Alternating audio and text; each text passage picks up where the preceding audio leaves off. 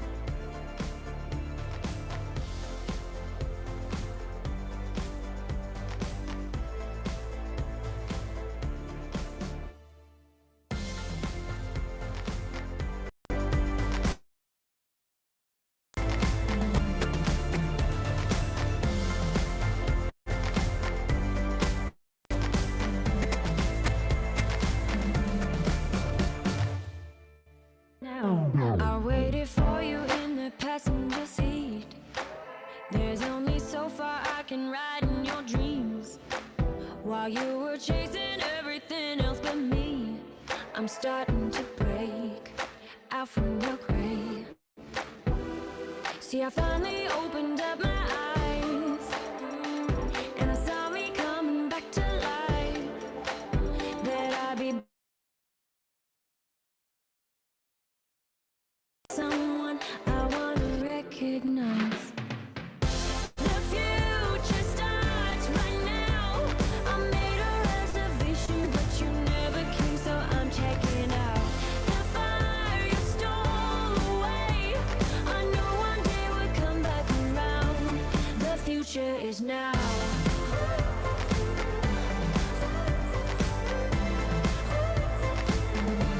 The future is now.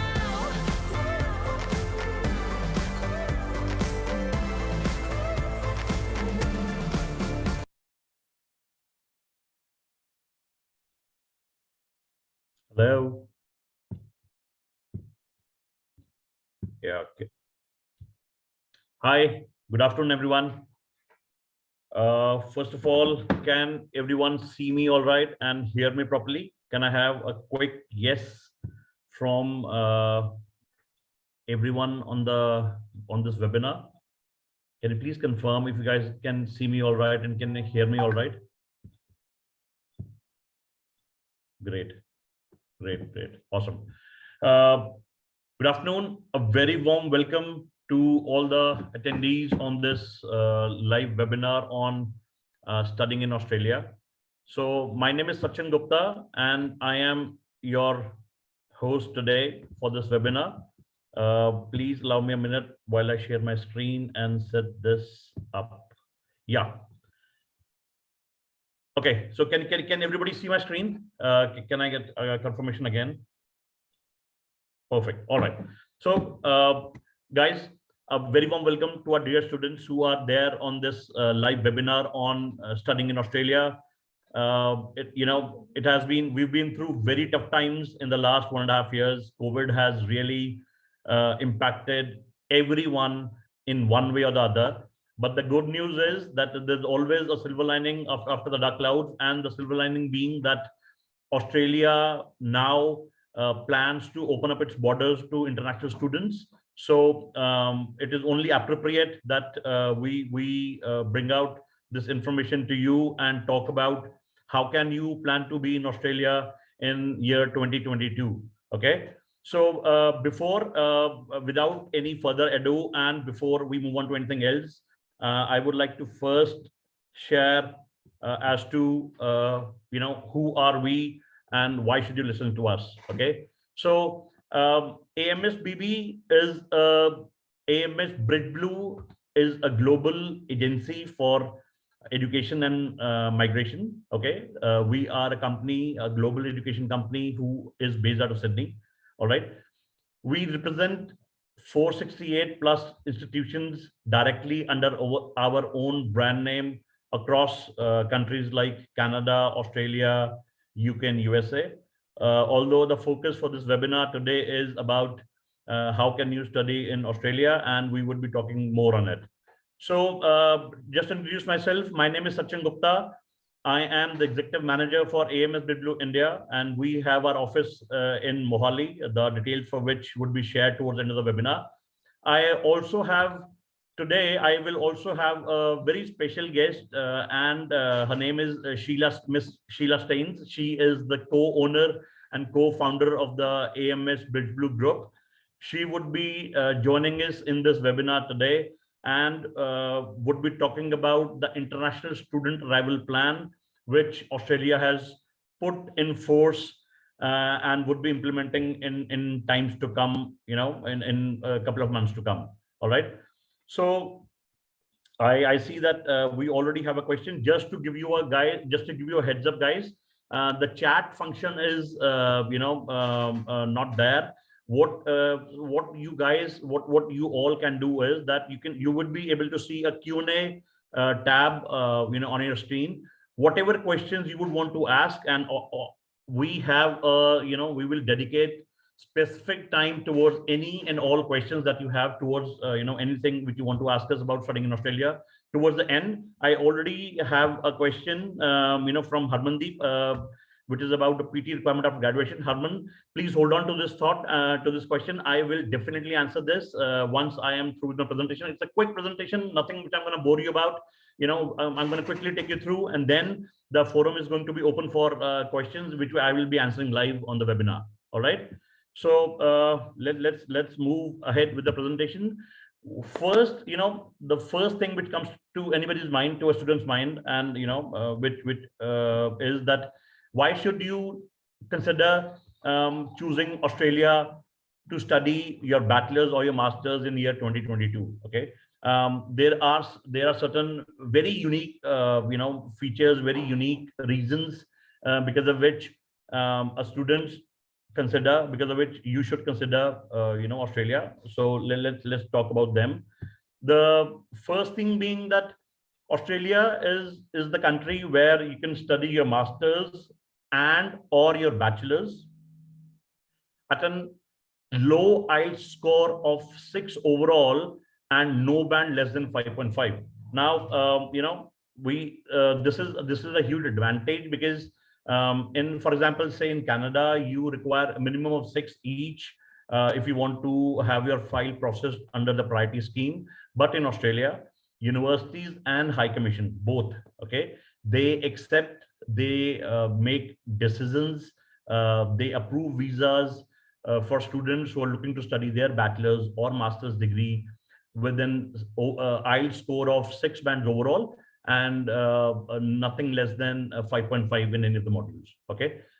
Second, very unique and a very is a huge benefit to the students is about the duration of the post-study work permit, which Australia allows to international students.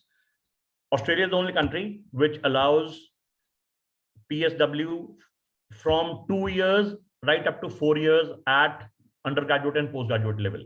So in my further presentation, in the presentation ahead, I have a slide which specifically talks about which regions in Australia offer 2 years, where can you study and get 3 years post-study work permit, and where can you study and get 4 years of post-study work permit. So I will, just for the sake of clarification, for example, if you're going for a 3-year bachelor's, you can go get up to, you can get additional 4 years for towards the post-study work permit. That means you are sorted for the next 7 years of your life and career. The same with masters. Masters, if you go for 2 years, which is ideally for 2 years, then you can again get a post-study work permit for 4 years. That means you're done. You're sorted for 6 years, right? Australia offers range of scholarships. There are scholarships which start from as low as $10,000 towards the entire duration of the course, right up to $15,000 for the entire duration of the course. They ideally could go up. They go up higher also, but a median range for scholarships in Australia is $10,000 to $15,000. Okay, and the best part for any student who is looking looking to study in Australia, and then would also want help to settle down if as and when eligible, we are a one-stop shop agency, in the sense that we, as I said before in my opening slide, we are a global agency, not only who would assist you with your education selection process, the counseling process, what should you study, where should you study, why should you study, but also help you with your permanent residency application as and when you become eligible after you finish your education, right? So normally what I've seen in my experience is that students, they go through a particular agency, then once the time comes for them to apply for their post-study work permit or apply for their permanent residency, or even seek guidance to apply for both these things, they have to hop from one agency to another. Again, there's a lot of misinformation, non-clarity. So all that is sorted for you guys when you work with us, that we'll do end-to-end service to you. We'll provide end-to-end service to you. Okay. Then moving on ahead, most often the points where students generally get confused are the entry requirements for studying. For example, say bachelor's. Let's take a bachelor's first. Okay. So in bachelor's, if you are a CBSE or ICSE student, then before I do that, one thing which is very important to understand is that Australia is the country which would look at your for an undergraduate program, for a bachelor's program, it would look at your best of 4 academic subjects. Okay, so if you're an ICSE or CBSE student, Australian universities and institutions look at 60% out of the best 4 subjects. If you're a state board student, for example, if you're a Punjab board or a Haryana board student, 70% is what is desired in the best of 4 academic subjects. All right. Now, few points to be considered when applying for bachelor's in Australia. Yeah, the education gap should not be for more than 1 year. The IELTS requirement, as I said, you can also apply and get a visa provided you fulfill all the other conditions at an IELTS score of 6 overall, no less than 5.5, or an equivalent PTE score. Okay. So this was about what are the entry requirements generally to study bachelor's. And before I move ahead, guys, just want to do a quick check. I see a couple of more questions. Is everything clear till now? Am I going too fast or am I okay? Can a small check? Can you give me a small yes? Just put in the chat. So that I can see some answers. That you all are you all with me? Are you all with me here till now? Am I clear? Let me just quickly check. Yeah. Okay. All good. Perfect. Great. Awesome. Thanks. So let's move ahead now. We would look at some entry requirements for students who are looking to study master's degrees. That is, students who are looking to study after they finish the graduation. And I saw a question from Harmandeep. Harmandeep, probably this discussion would also answer. And again, specifically, I'll get back to your question. As far as the academic requirements are concerned, in graduation, you have to have a minimum of 50%,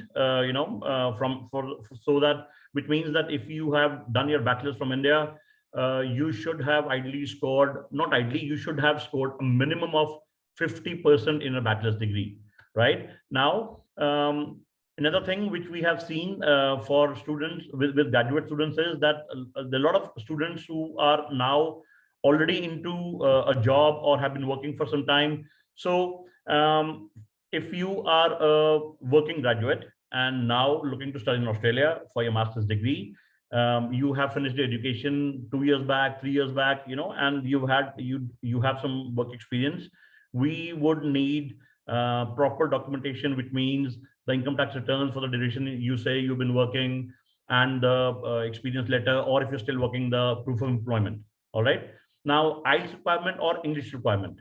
Now, in a lot of universities, For master's degree, you ideally should have 6.5 overall with no band less than 6.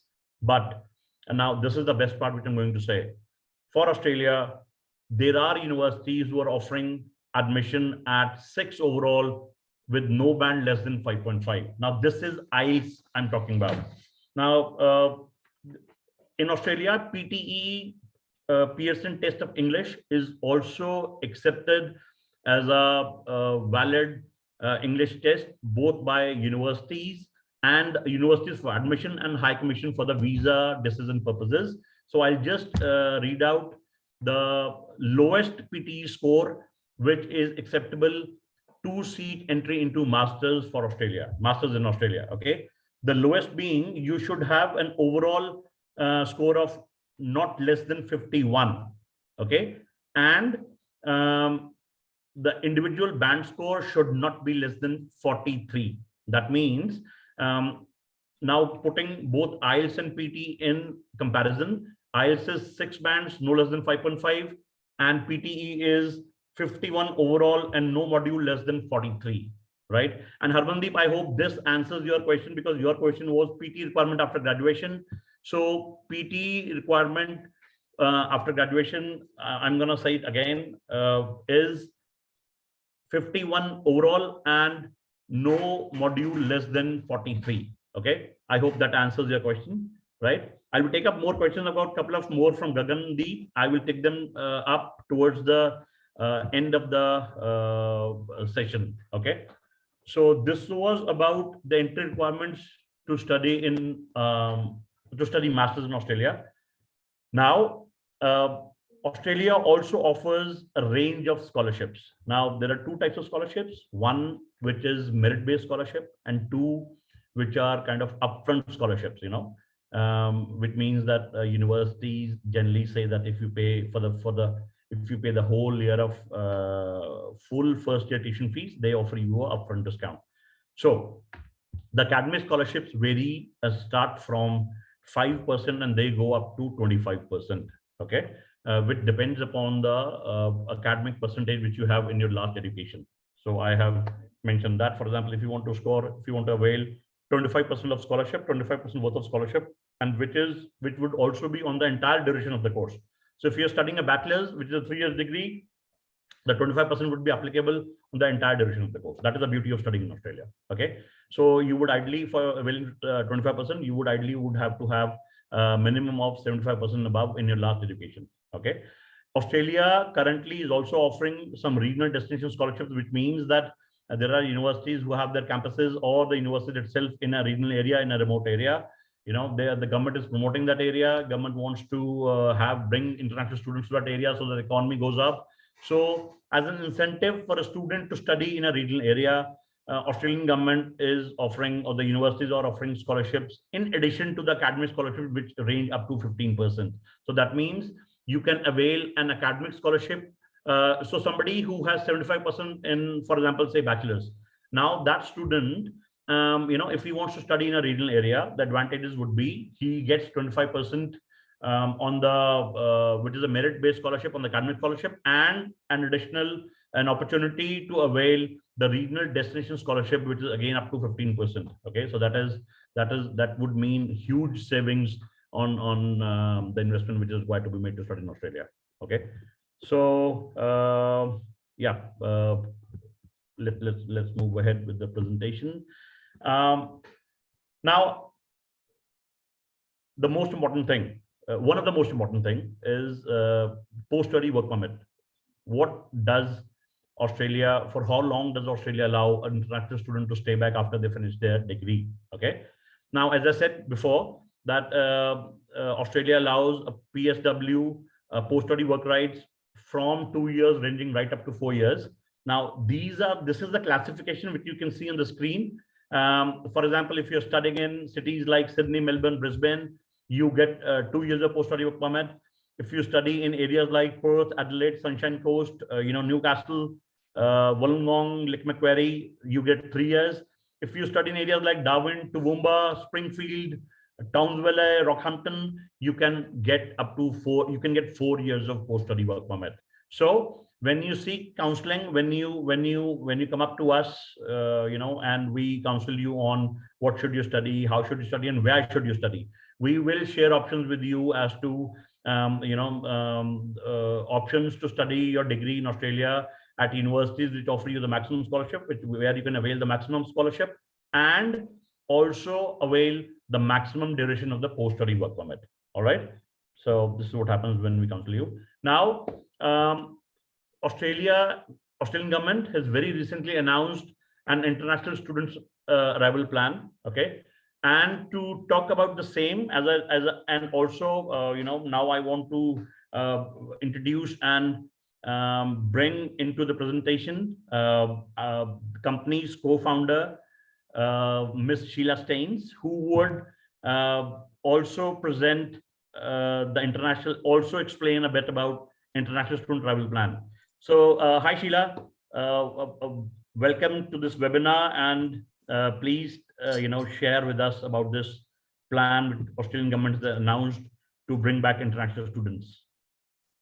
Hello, hi Sachin. Hi Sheila. Nice. Yeah, that's good. Before I actually begin, I wanted to ask you, so how are things in India, especially where you are right now? Like how's the vaccine going on, and how are the people there? So Sheila, India has been through some very troubled times, but now currently we are doing pretty well. The vaccination rate is really up there. A lot of people have got their second dose in. Our daily cases, which were at about 400,000, now have come down to about just 10,000 or 12,000 cases a day. So so far so good. Things have opened up. Things are looking up. There is a lot of now buzz amongst the students also, because amongst all this pandemic, this is one community which has been very hard hit.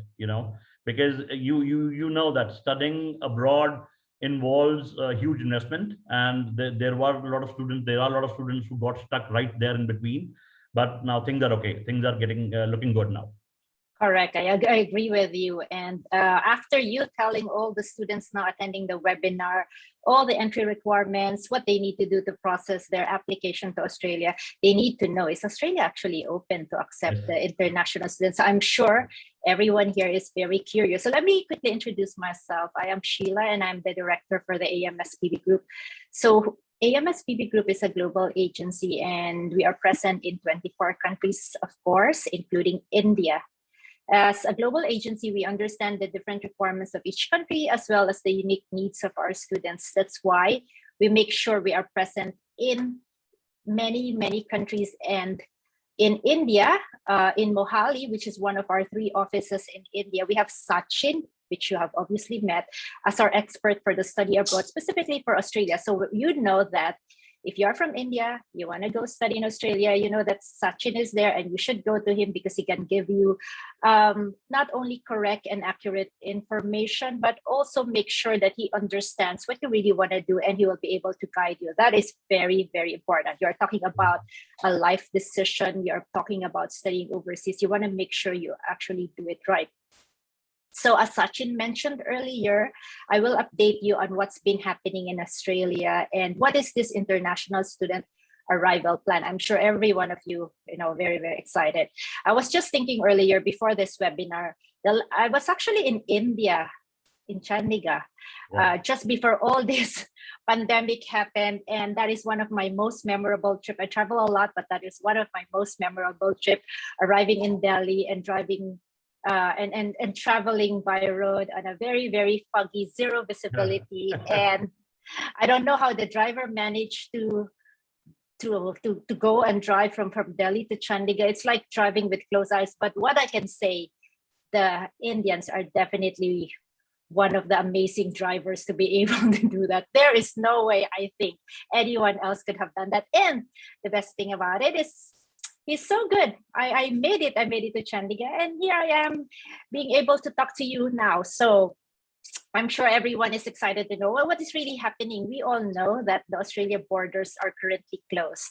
We know that the entry to Australia remains strictly controlled, and that is primarily to help prevent the spread of COVID-19. So travel to Australia right now is only available if you are exempt or you have been granted an individual exemption. So who are these students that are eligible to be granted a travel exemption? There are actually 5 categories for exemption of international students. 4 of them have been there for several months, while the 5th one is something you will all be interested, as this is the International Student Arrival Plan. So let me tell you about the 4. So some of you may probably be already eligible for this one. So the 4 are, we begin with students in the final 3 years of study of a medical university degree.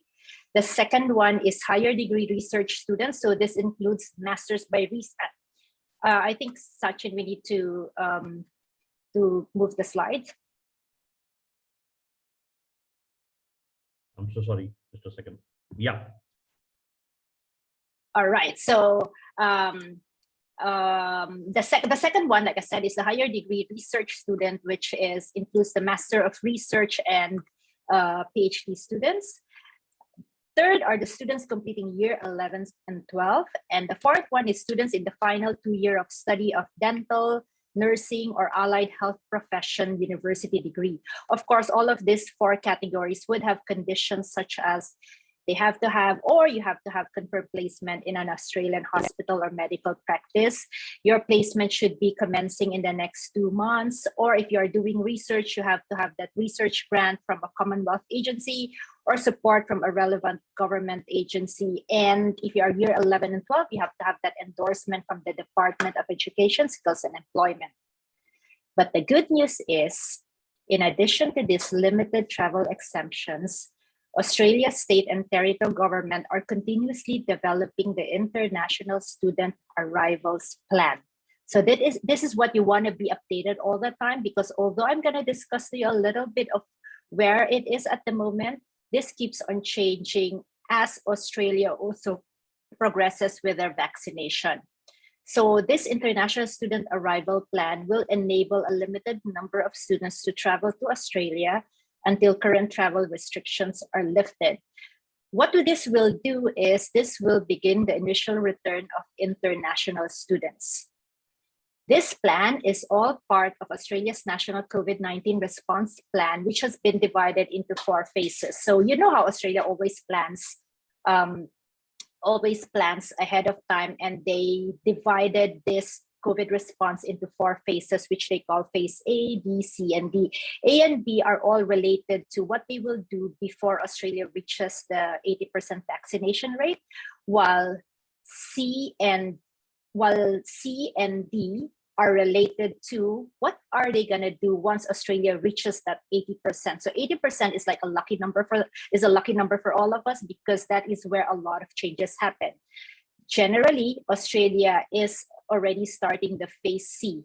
What does phase C means? Phase C is where it is increasing the allowed number of international students to enter Australia through the International Students Arrival Plans.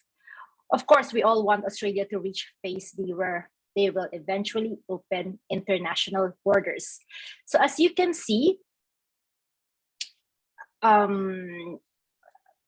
we need to go back to the other slide, Sachin. Yes. The other side of before that one. We're a little bit uncoordinated, but don't worry. The information you will get is very, very important, right? So you see, the pilot program of bringing the international students will already begin this December. And from 6th December, New South Wales will be bringing a limited number of students. So this is a staggered return of international students through a pilot program of 250 students every fortnight. So each state would have their own plan or how they're going to bring international students to Australia and how they're going to bring you to Australia. So they are starting off with New South Wales, which will be happening in 6th of December. This is a pilot program, not yet open to everyone. And later on, I will quickly give you what you need to do if you will be participating in this pilot program. Victoria is also on the first stage of the plan. So a limited number of places will be available each week for the students studying in Victoria. Tasmania, on the other hand, will be opening by 15th of December. So there will There will no more be no more quarantine requirements for fully vaccinated arrivals, as long as students get a negative COVID test 72 hours before flying into Tasmania. South Australia will be welcoming fully vaccinated international arrivals, including international students. And there will be no quarantine as well once 90% of South Australians ages 12 and above are fully vaccinated. So South Australia is predicting to reach this 90% vaccination by late December this year. So you can see New South Wales, Victoria, Tasmania, South Australia already trying to do something and start to bring in international students. And South Australia will do that once they reach the 90% vaccination by the end of the year.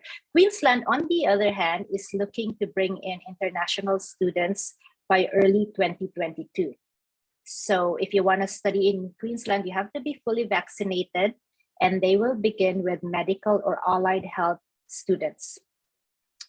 If you see how ACT, Australian Capital Territory, is doing, it is already into the 100% vaccinated, but they will start bringing in international students by the start of 2022 academic year, basically next year, start of next year. Northern Territory and Western Australia also are going to make their announcements already once they have reached that certain point, which is their 90%, and they will be letting everyone know how you can go back to Northern Territory and Western Australia to study or to continue studying if you've already started your studies either online or you were in Australia before and you went back to India for the holidays.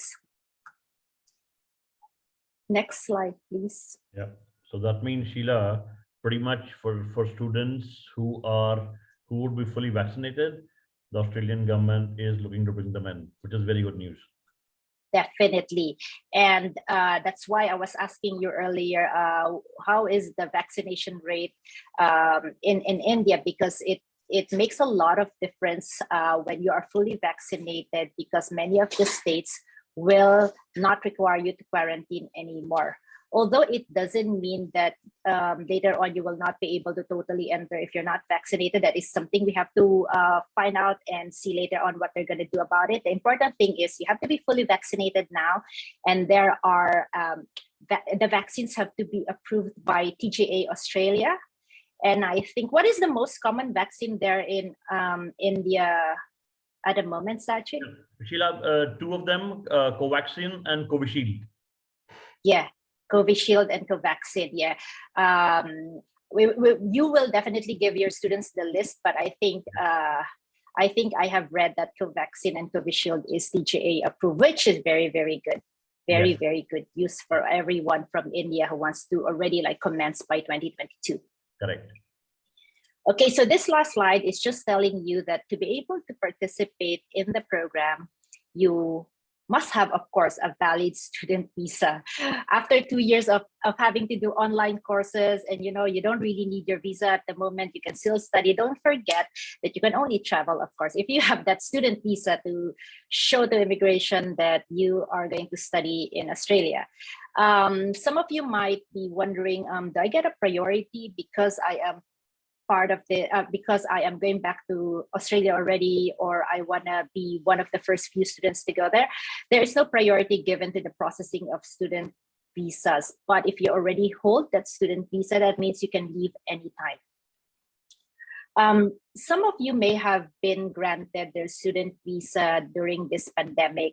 That means if you were granted, let's say, visa granted last year or early part of this year, and you're just taking a 2-year program, probably a master's program, that means by next year you have already consumed a big part of your visa duration.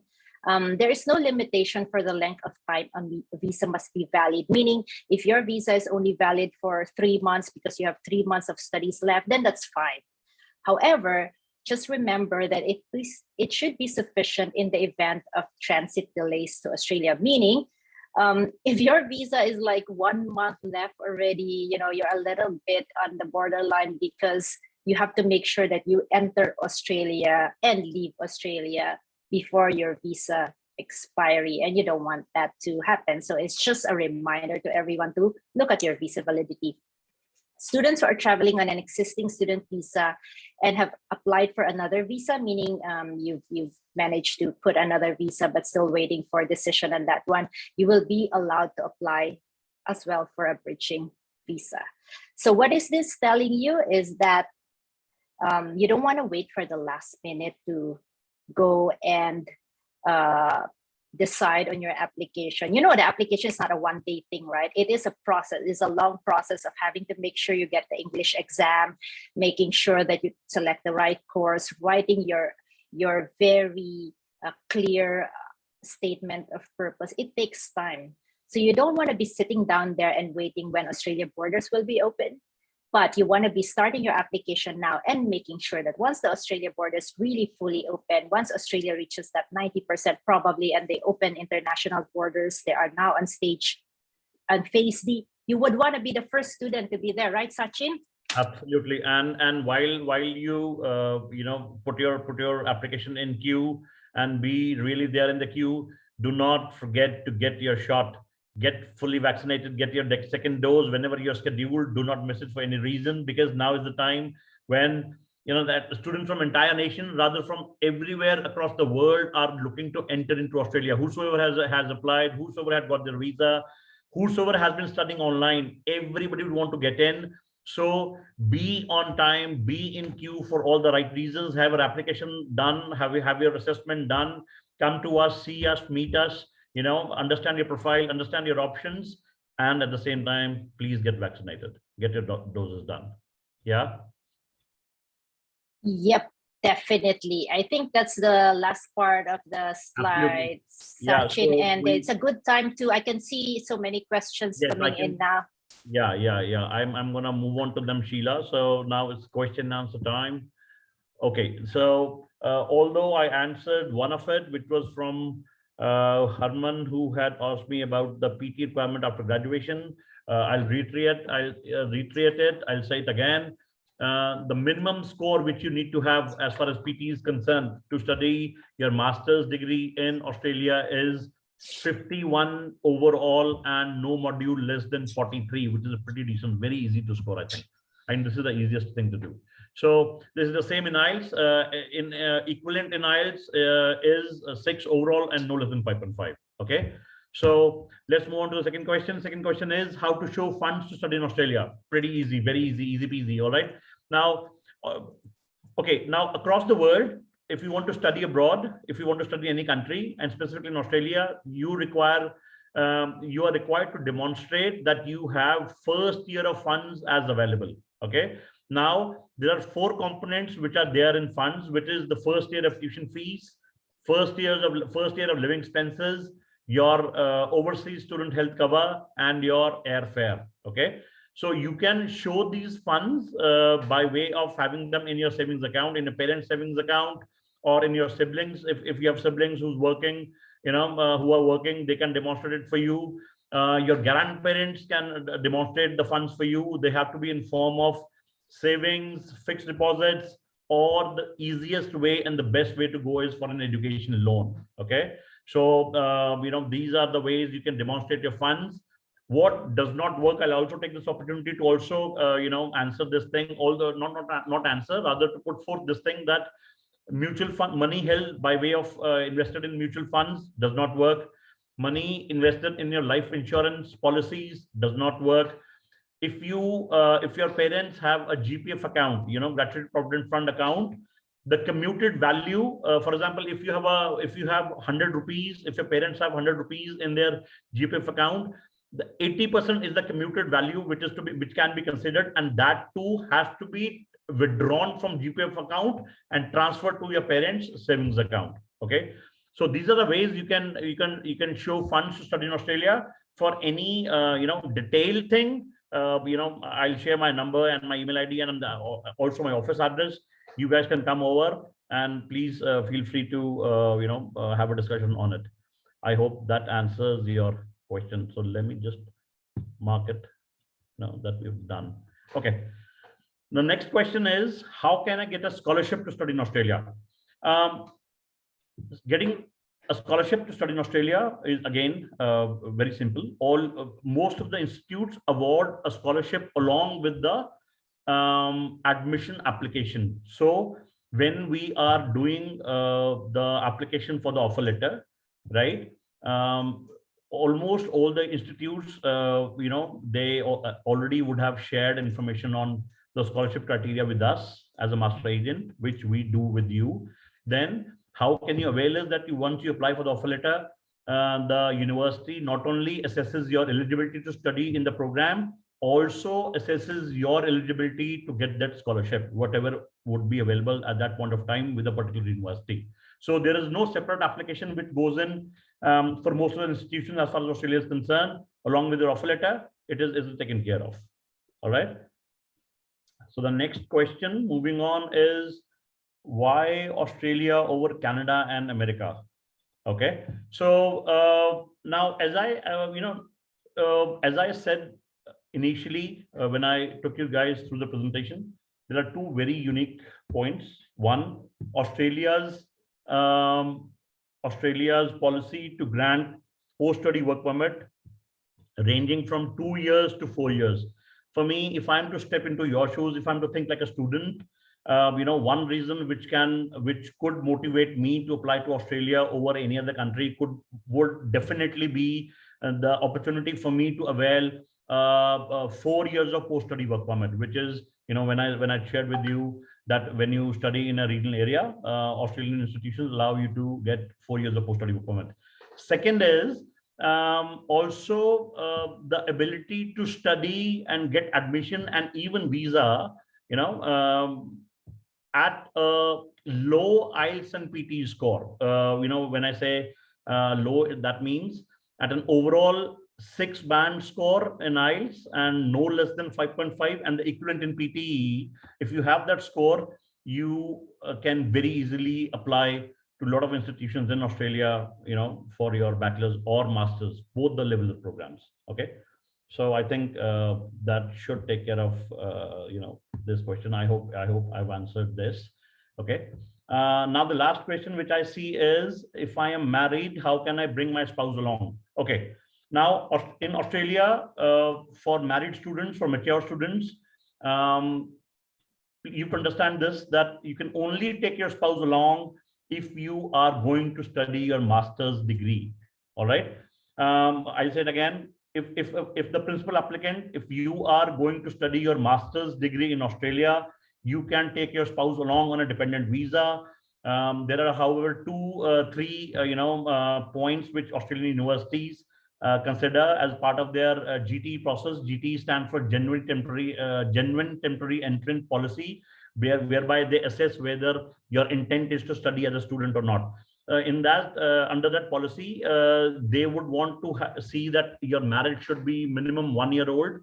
Okay, thus your spouse should be graduate and should be gainfully employed. Now, when I say gainfully employed, it means should be either into a proper job or into a business, which can then be proved by way of documentary evidence that whether your spouse has been working or is into the business, the documents have to be shown. So this is the process when it comes to taking your spouse along in Australia. Okay, another question has come in. How many years of gap acceptable after graduation? Now, this is a very, this is a good question. Now, please understand that gap is a very subjective term.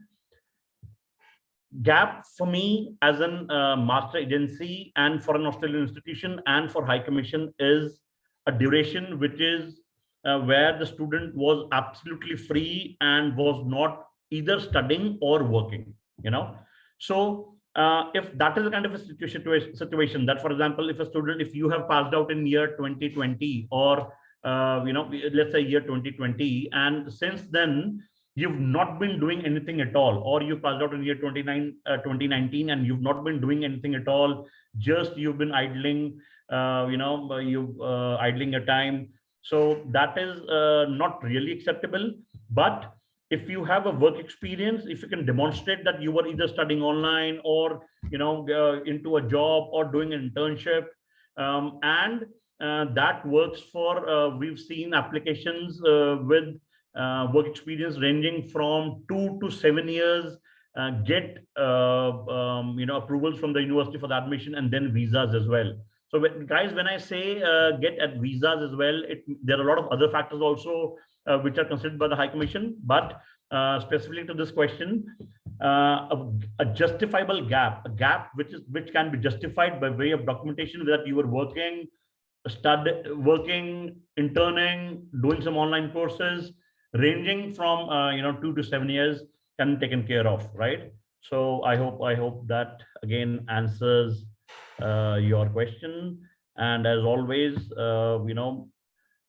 please feel free to reach out to us.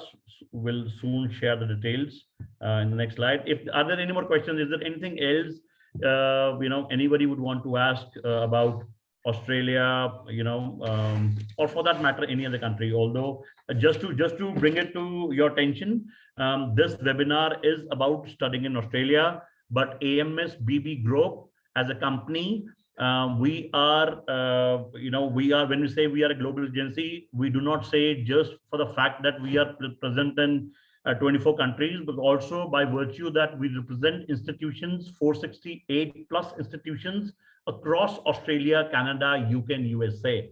So we are a student counseling agency. If you are confused as to where should you study, what should you study, and how should you study, come see us, and we would be able to help you out with that. Now, this is the final thing. Before I say goodbye and thank you, also say thank you to our guest speaker. This is our office address. AMS BridgeBlue Chandigarh. We are based out of Mohali. The office is in Mohali at Bestech Business Towers, office number 809. You have my number on the screen, which is 9781000696. Please feel free to call me. You can also leave a comment. This stream is going live on Facebook as well. Please feel free to write a comment or share your details on Facebook, or you can send us a one-to-one message on the messenger option. Feel free to give me a call, and I would be happy to help you. My team would be happy to help you and take an informed decision to study in Australia, or for that matter, anywhere else in the world, right? So Sheila, thank you so much for taking out time and sharing the bringing out the answer to the $1 million question on when would actually Australia open up, right? Thank you also, Sachin, and I'm sure all the people attending this webinar are really looking forward to starting already. So you don't waste time, start your application now. So they can they actually visit already? So how is it in India? They can go to your office physically, right? Yes, if we are they open decide. now. Absolutely, Sheila. We are open. We are working in office from office Monday to Saturday, 9:30 a.m. till 6 in the evening. And we would be happy to help you, host you at our office and assist you with your process. All right, great. So remember, like Sachin said, get your vaccine, visit Sachin in the office, and start your application. You don't have to wait for 2022 to start anything. It doesn't have to be your New Year's resolution, but start right now and do your application. And I'll see you in Australia, or not in India, okay? Because I'm gonna go back there probably next year. So I hope to see you all in Australia.